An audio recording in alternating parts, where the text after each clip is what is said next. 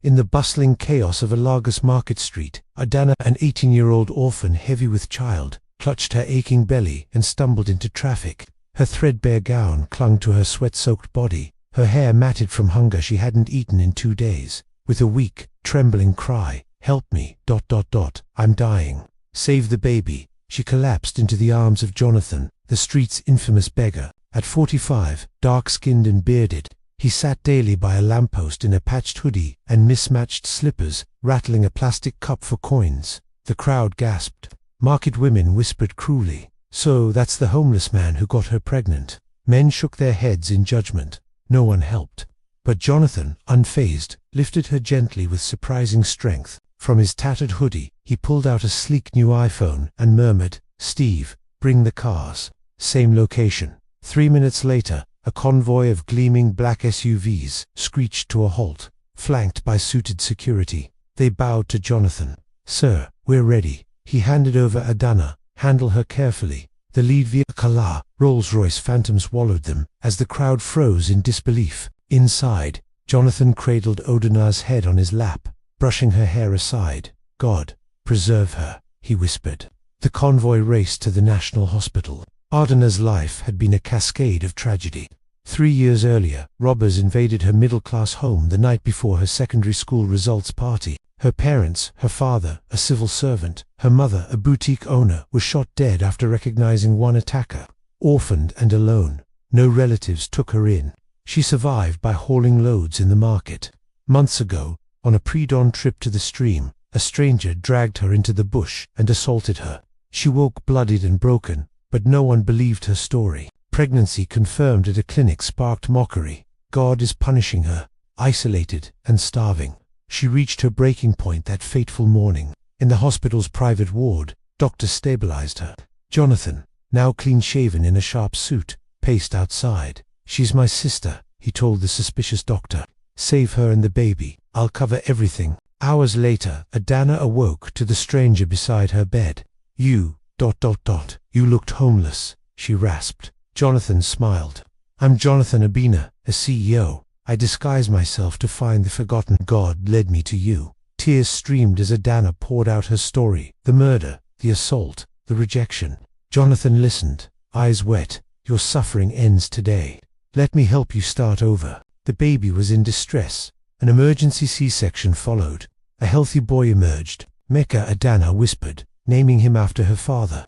Discharged days later, Adana expected her squalid room. Instead, the convoy whisked her to Banana Island's opulent gates. Jonathan's mansion gleamed like a palace. His wife Cynthia embraced her. "You're our daughter now. Mecca is our grandson." Adana healed in luxury nannies, nutritionists, love. But midnight cries shattered the peace. Months later, Mecca choked in his sleep. Despite frantic efforts, he died. Adana screamed, collapsing in grief. She withdrew for days, but Jonathan and Cynthia's unwavering support, plus counselors, pulled her through. Then joy returned. Cynthia gave birth to a girl, Amarachi. "God's grace. You taught me true motherhood," Cynthia told Adana. Jonathan enrolled Adana in university prep. She excelled, entering as a petrochemical engineering student and graduating top of her class 4 years later. Darkness lingered, though her estranged uncles and aunts, who abandoned her post-murder, resurfaced after her success, demanding family reconciliation. She blocked them. Unbeknownst to her, they visited a village herbalist, cursing her with a childhood photo dipped in black potion. She'll weaken until she crawls back or dies. Ordinous symptoms began: fatigue, cramps, collapse. Tests showed nothing physical. Jonathan's investigator uncovered the shrine visit. "They're not done," he warned. Yet faith prevailed. Prayers, rest, and love reversed the curse. Adana regained strength, thriving at Jonathan's oil company as chief engineer. Jonathan urged her toward love. At an Abuja conference, she met Sam, a kind drilling engineer. Their bond grew. They married in a lavish Lagos wedding, with Jonathan walking her down the aisle. A year later, Adana birthed another boy, Micha, again. 2 years on, in their Lekki home, she held her giggling toddler as Sam embraced them. Gazing at the skyline, she whispered thanks to Jonathan for saving her. But a chill wind stirred. Mecca sneezed. A blackbird perched nearby, eyes fixed, then flew off. Adana's heart tightened. Her relative's shadow loomed. They weren't finished. The black bird vanished into the Lagos dusk, but its shadow clung to Adana like smoke. That night, little Mecca ran a fever. His tiny body burned under the silk blanket, his cries sharp and unnatural. Adana pressed her lips to his forehead, scalding. Sam rushed them to the private clinic in the estate, but the pediatrician's words were hollow. Viral, fluids and rest. Adana knew better. She had felt this before, the slow drain, the invisible hand squeezing life from within. She called Jonathan at 2 a.m. "Daddy, it's starting again." His voice was steel. "Lock the doors. I'm coming." By dawn, the mansion was a fortress. Security doubled. A pastor arrived with a bottle of anointed oil. Cynthia wept as she prayed over the crib. Jonathan stood at the window, phone to his ear, speaking in low tones to men. Adana had never met men who sounded like they solved problems with silence, not words. 3 days later, Mecca's fever broke, but the relief was a lie.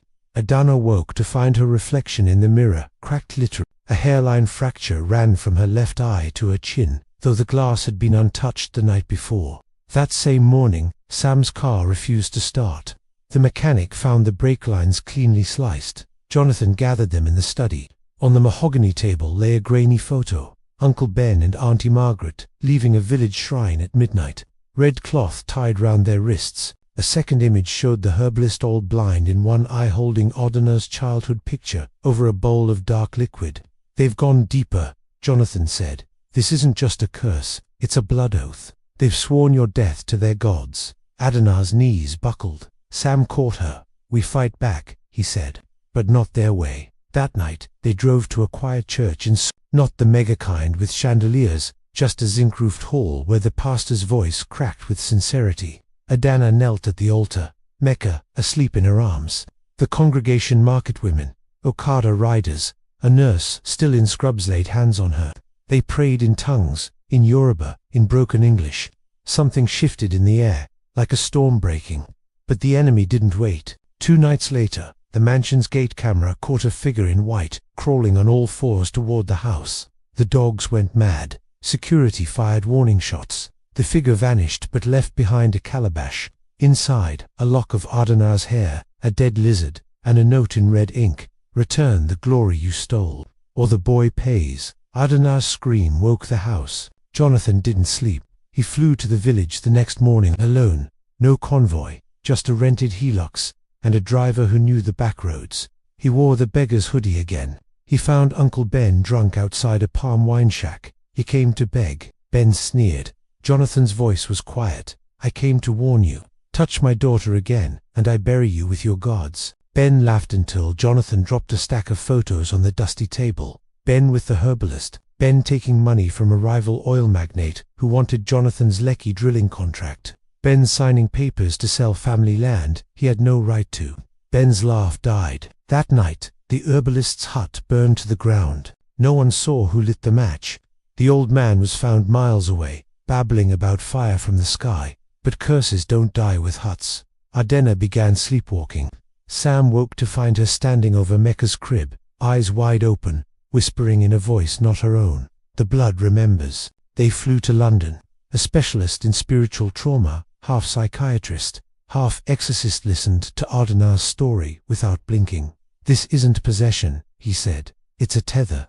They've bound her soul to their rage. Break the tether, or it breaks her." He gave her a task: confront the blood. Adana returned to the village, not with security, just Sam, Jonathan, and a small wooden box. They found Auntie Margaret at the stream, washing clothes. Her hands froze when Adana stepped from the shadows. "I'm not here to fight," Adana said. "I'm here to free us both."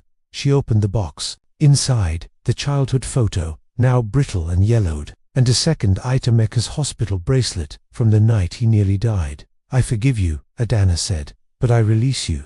This ends with me." She poured petrol over the photo and the bracelet, lit a match. Auntie Margaret screamed as the flames rose, not from pain but recognition. The tether snapped like a bone. Adana felt it leave her body, a cold wind rushing out of her chest. She collapsed into Sam's arms. Back in Lagos, Uncle Ben was arrested 3 days later. The rival oil magnate found dead in his pool heart attack. They said the police never connected the dots. Adana never returned to the village, but every year, on Mecca's birthday, she sent a package, school fees for a poor girl, a Bible, and a note. Break the cycle. Choose light. Years later, Adana stood on the balcony of her Lekki penthouse, now vice president of Jonathan's company. Mekatel, mischievous, with his grandfather's eyes, chased his little sister Amarachi around the pool. Sam grilled suya, laughing at Jonathan's terrible dad jokes. The blackbird never returned.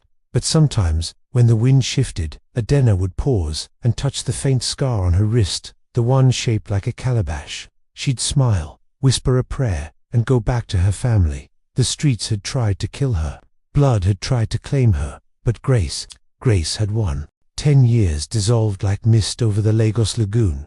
Adana, Abena Samuels, now 35, sharp-suited, and the youngest executive director in Nigeria's oil sector, stood on the glass-walled deck of the new Abena Tower in Victoria Island. Below, the city pulsed, yellow danfus weaving through traffic, hawkers balancing trays on their heads, the Atlantic glittering under a ruthless sun. Her phone buzzed. A text from Mecca, now 12. Mum, Grandpa's telling the staff I once peed on his boardroom table. Lies. She laughed, typing back, video, or it didn't happen. But the smile faded when another message slid in from an unknown number. The blood still speaks. The boy is next. Her fingers went cold. She deleted it, blocked it, told herself it was a prank. It wasn't. That night, Mecca didn't come home from school. The driver swore he dropped him at the gate. Security footage showed the boy walking in, then vanishing between 2 palm trees. No struggle, no scream, just gone. Jonathan aged 10 years in 10 minutes. Cynthia collapsed in the foyer, clutching Mecca's school blazer. Sam punched a hole through drywall. Adana didn't cry. She went still the way she had the night her parents died. She opened the safe in Jonathan's study. Inside, the wooden box from the village, unopened since the burning. She lifted the lid. The childhood photo was ash. The hospital bracelet was ash. But something new lay beneath a single black feather. She knew. They flew to the village at dawn. No convoy, just Adana, Sam, and a pastor named Brother Tund, who carried no Bible, only a small clay pot of salt. The stream was dry. Auntie Margaret's hut was a skeleton of mud and memory. But Uncle Ben's compound, once crumbling, was now a concrete bungalow with a satellite dish and a gleaming Toyota Hilux. He sat on the veranda, fatter, balder, sipping Star beer. Adana stepped out of the car. Ben's smirk died. You again? Where's my son? He shrugged. Ask your God. Brother Tund poured salt in a circle around Adna. Speak the name, he whispered. Adna closed her eyes. In the name of Jesus, I command the spirit holding Met, release him. Now the air cracked. From the backyard came a child's scream, not pain, but fury. They ran.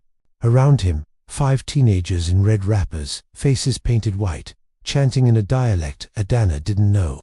At their feet, a live goat, throat already slit. Uncle Ben's new children, recruits from the shrine. Sam charged. The teens scattered like smoke. Adana cut the ropes. Mecca clung to her, shaking, but Ben blocked the path, a cutlass in hand. You burned our gods. Now we burn your future. Jonathan's voice cut through. Drop it. He stood behind Ben, a pistol steady. Not the beggar, not the billionaire, just a father. Ben laughed until the Hilux exploded. No one saw who threw the petrol bomb. Flames swallowed the car, the veranda, the lies.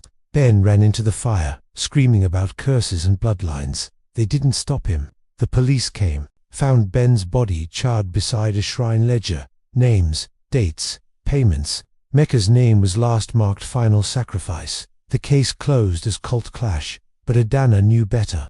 Back in Lagos, Mecca woke screaming for weeks. Nightmares of white faces and goat blood. Adana slept in his room, reading Psalms until dawn. One morning, he asked, Mum, why do they hate us? She sat him on her lap. Because we survived. Hate can't stand survival. Jonathan built something new. The Mecca Foundation. Scholarships for orphans. Safe houses for assaulted girls. Mobile clinics in villages. Every brick stamped with a single word, grace. Adana spoke at the launch. No notes, just truth. I was raped. I was cursed. I lost a child. I was hunted. But I'm still here. Not because I'm strong, because people chose to carry me when I couldn't walk. Now we carry others. The crowd, thousands, stood silent. then applauded until their hands bled. Years later, Mecca, now 18, tall like his father, wise like his grandfather, stood on the same deck. "Mum," he said, "I got into MIT, chemical engineering." Adana's eyes filled. "Your grandfather will cry." He hugged her. "I'm taking the foundation global. No child left to the streets, no girl left to the bush." That night, Adana walked the beach alone. The waves hissed secrets. She pulled the black feather from her pocket, the last relic. She let the wind take it. It floated, caught a current, and sank into the dark water. Somewhere, a blackbird circled once, then flew toward the moon, and never returned. 25 years after the fire that swallowed Uncle Ben, Lagos had changed. Skyscrapers pierced the clouds where slums once sprawled. Electric buses hummed along the third mainland bridge. Drone taxis zipped between towers. But some things stayed the same. The lagoon still smelled of salt and diesel. And bloodlines, real or chosen, still carried weight. Mecca Abina Samuels, now 37, stood at the helm of Abina Global Energy, a trillion-naira empire built on clean drilling tech Adana pioneered. His office floated on a platform in the Atlantic, solar-powered, zero emissions, a symbol of the future his mother dreamed into existence. His daughter, Amarachi II, named for the sister who taught him grace, was 16, tall, fierce, with Adana's eyes and Sam's quiet strength. She coded AI for pipeline safety in her spare time and ran the Mecca Foundation's youth wing. One Tuesday, she didn't come home from the lab. Her last message: "Grandma's old village stream is trending." Someone posted, "It's going to sea." Why? Ordinau, 60, silver-streaked, still sharp as a cutlass, felt ice in her veins. She hadn't returned to that village in decades. The stream was paved over, turned into a heritage park, or so she thought. Mecca tracked the coordinates.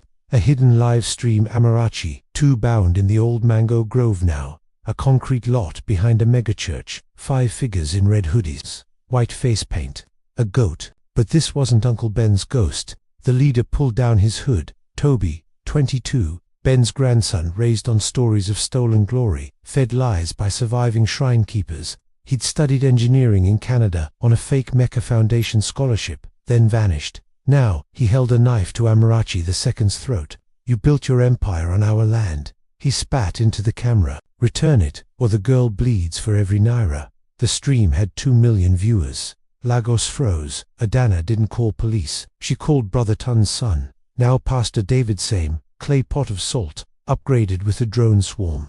Mecca suited up, bulletproof vest under his Agbada earpiece linked to AI security. They landed by chopper on the church roof. Inside the grove, Toby ranted, "Your grandmother burned my great-grandfather. She cursed our blood."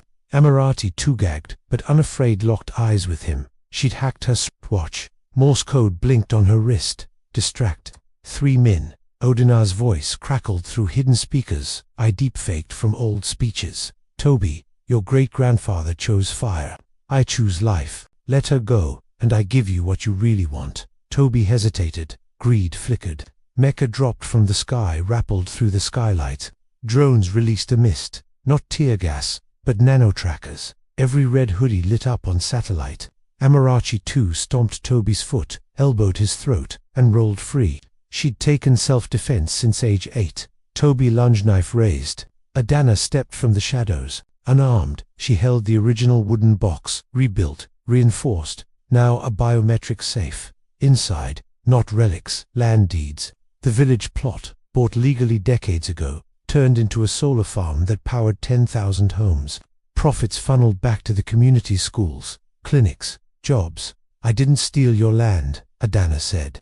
"I healed it. Your name's on the trust. You've been pedigree." Toby stared at the papers. His followers whispered. One dropped his knife. Pastor David poured salt in a circle.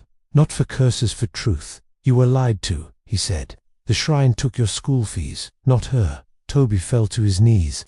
The live stream caught it all. #bloodline exposed trended worldwide. The police came. Toby was arrested. The shrine network That night, Adana sat with Amarachi II on the floating platform. The girl's wrist was bruised but unbroken.